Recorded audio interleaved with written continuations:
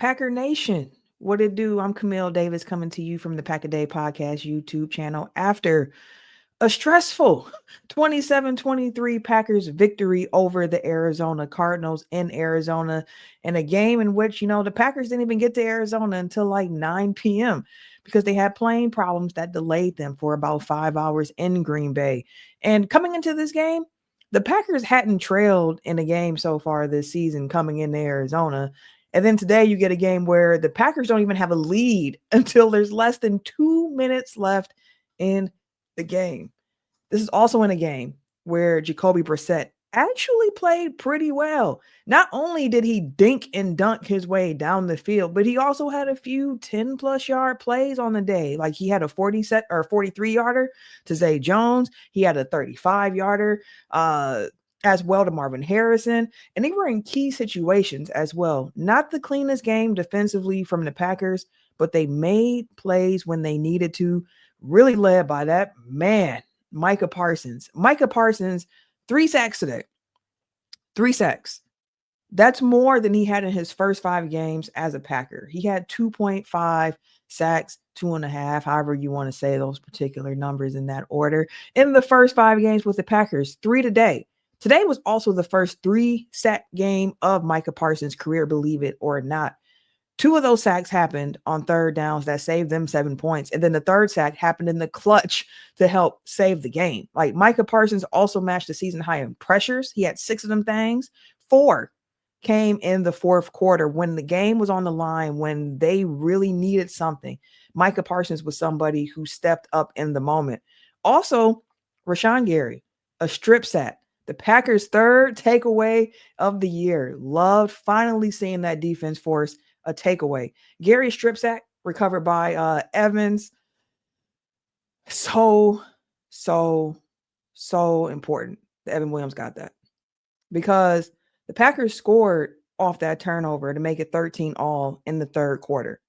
And it was so important that they did that because the offense needed something to help get them going. The defense overall, though, they finished with 6 sacks on the day, and you needed to see an effort like that. You needed to see an effort like that in regards to them getting to the quarterback. So many pressures over the last few weeks, but no sacks to really show for it.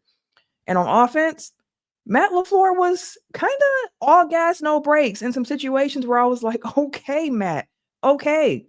Coming into the game, Packers were 4 of 5 on fourth down, right? They went for it on fourth down 3 different times in this game. Like big time plays for them. Twice in the opening drive. Came up short on that second one because it was that pass to Dobbs. It was a beautiful play call. Love just overshot Dobbs a little bit, but Matthew Golden in that first drive, he was targeted on that fourth down conversion that they converted. He also was targeted on the big third down conversion that they needed.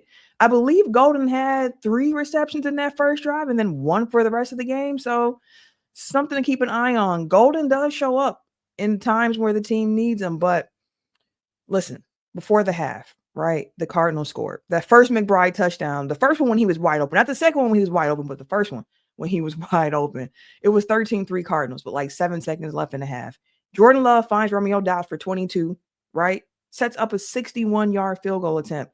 And Lucas Havarisk, he got it. Franchise record. So instead of going into the half down by 2 possessions, it's only a 1-possession game and you get the ball back first. Now, the Packers offense started the second half with a 3-and-out, so that wasn't great. But then the defense forced that turnover, got them the ball back. Next thing you know, it's a tie game at 13. All gas, no breaks. 9th drive of the game in the fourth quarter for the Packers. You're down by 3. 4th down, about 2.5 minutes left. Now, initially, Matt LaFleur was going to go for that field goal. You saw Havarisk come out there, and it was like, okay, they're going to try to tie the game up right now, so on and so forth. Timeout, and then Matt LaFleur decides to go for it. Love finds Tucker Kraft for 15 yards. They move the chains. Eventually, they score a touchdown from Josh Jacobs when he gets his second of the day. Jacobs, by the way, coming into this game with a calf injury, as well as not feeling the great, a little under the weather, but the Packers still made sure to put Jacobs in there in key situations, and he had a 2-touchdown day to show for it. Ultimately, though, again, it wasn't the cleanest game for the Packers. evident by the fact they did not lead until there was less than 2 minutes left in the game. Packers still had too many penalties. That's been an Achilles heel of this team. Today, 10 penalties, 94 yards. They should be so thankful that it ultimately didn't cost them, but we're getting further into the season, right? You don't want to keep saying the same things as problems. You want to see those problems addressed. Have to see the Packers play a cleaner game. They just have to if they really want to hit that championship ceiling that they want to. And this was also a game where the Cardinals dominated time of possession. About 34 minutes to 25-26 for the Packers, right? And this game tested the fundamentals of how the Packers like to play, like the defense not giving up explosive plays, forcing opposing teams to dink and dunk their way down the field, take up clock, trusting that the Packers offense can run more efficiently than whatever the opposing team's offense can. So you trust Jordan Love to get those big plays. You trust that offense to get rolling. You trust Josh Jacobs. And in this game, the offense was having some trouble getting off the ground, and the defense had to kind of keep it close. Complimentary to a degree, if you know what I mean. But again, still areas for this team to work on. And this was a friendly road environment as they get ready for a big Sunday night football game next week in Pittsburgh against the Steelers. An old friend, Aaron Rodgers. That's going to be one of them games for sure. But there's still so many more layers and things to break down from this Packers-Cardinals game. Ultimately, again, I'm thankful the Packers found a way to win. It's not looking the cleanest all the time, but at the end of the day, you are 4-1-1. You want to keep trying to figure things out while you're winning, and then you want to hope that you're playing your best football come December, come January. So I'm still not pushing no panic buttons because it's a win, but there are things that this Packers team has to clean up down the stretch here to really hit that ceiling, the goal of being a contender in this league. So make sure I keep it locked in to the Pack a Day Podcast YouTube channel for analysis about this game, breaking it down even further, and then, of course, previewing what's to come on Sunday Night Football against the Steelers. As always, y'all, you know what it is. Go Pack, go. Hey friends, it's time to get our sleeper picks in for Monday Night Football. Epic game this week, and it very much affects the NFC North as well, so we'll be keeping an extra eye on it. Tampa Bay versus Detroit should be a really, really fun matchup. This was fun to go through. I'm going to be pretty Baker Mayfield heavy on this one. Baker Mayfield, more than 240.5 passing yards in this game.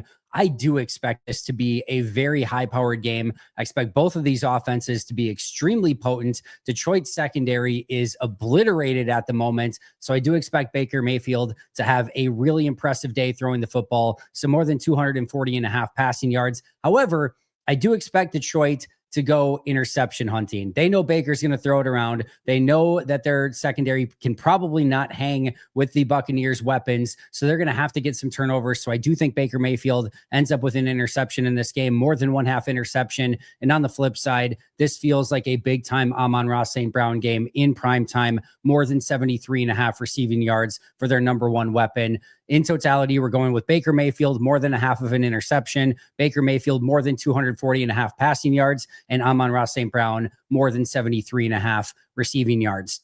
The best news is that you can get a 100% match up to $100 over on Sleeper by utilizing code PACKADAY. Again, that's a 100% match up to $100 by utilizing code PACKADAY. Also, if you're interested in a free $20 entry, they do have a opportunity right now to get one of those with no deposit required. So check that out. Terms and conditions apply for all of these promotions. Check them out over at Sleeper. They are available in over 25 states. So what are you waiting for? Check it out today and start winning over on Sleeper.